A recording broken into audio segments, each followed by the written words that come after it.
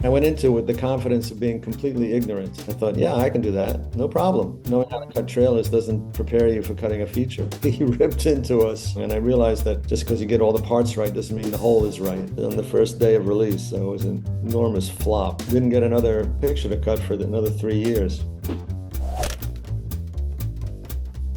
I was working at a trailer house in New York.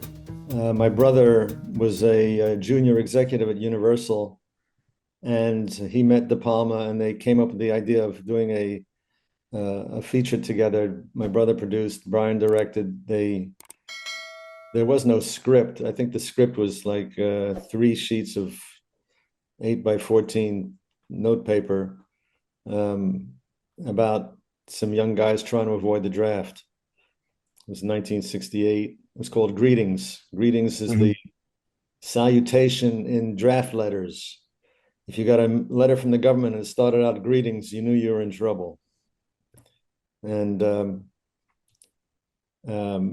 picture focused on 3 young guys, and one of them was Bob De Niro. They shot it in 2 weeks. Brian was the editor, and they needed a trailer for it.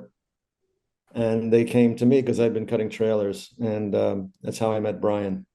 And then the picture was a small success. It got the Silver Bear at Berlin, and they raised the money to do a sequel called Son of Greetings. And I was hired.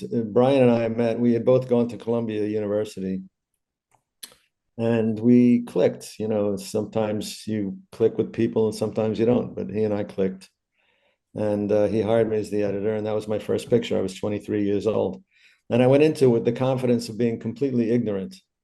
I thought, yeah, I can do that. No problem. Well, I learned that you don't invite the producer to the first screening of the rough cut. We were working with a guy named Martin Ransahoff, who was notoriously for being a pugnacious bully. Um, and he ripped into us, and deservedly, because it was way too long. And I realized that just because you cut each scene individually really well doesn't mean the whole picture is cut well. And it was not. And Mhm. so that's the first lesson I learned, is that just because you get all the parts right doesn't mean the whole is right. On the first day of release, so it was an enormous flop after all that. So didn't get another picture to cut for another 3 years. Oh, really?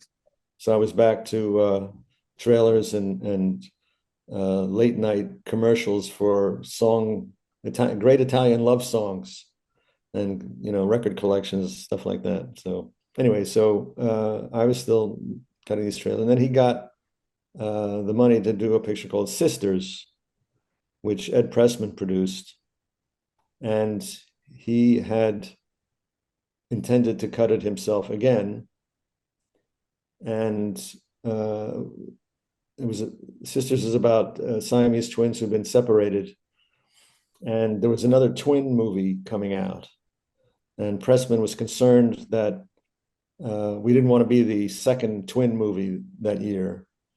And he told Brian, we can't wait for you to finish shooting to start cutting. We need to have somebody cutting at the same time. So Brian called me and hired me. That was in 72.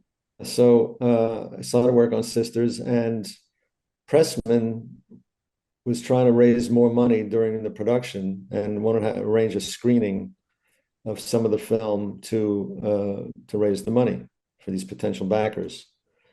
So Brian told me to put together the murder sequence early in the film, and I knew from my experience with trailers that you got to sell this stuff. You can't just lay it out there. So I knew it needed music, and by coincidence, I had just seen a broadcast of Psycho on TV the night before. Right. So I went out and I got the soundtrack for Psycho and I laid it in.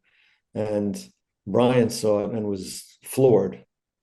Um, and he wrote an article about it in the Village Voice, describing how I had, introduced Herman's music into the picture. And it was a big kind of deal at the time, because um, orchestral scoring had fallen away.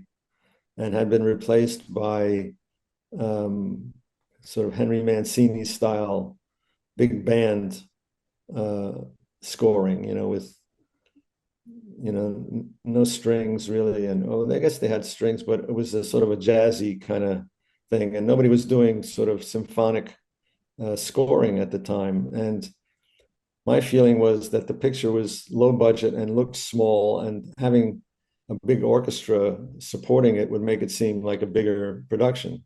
And then it became a kind of,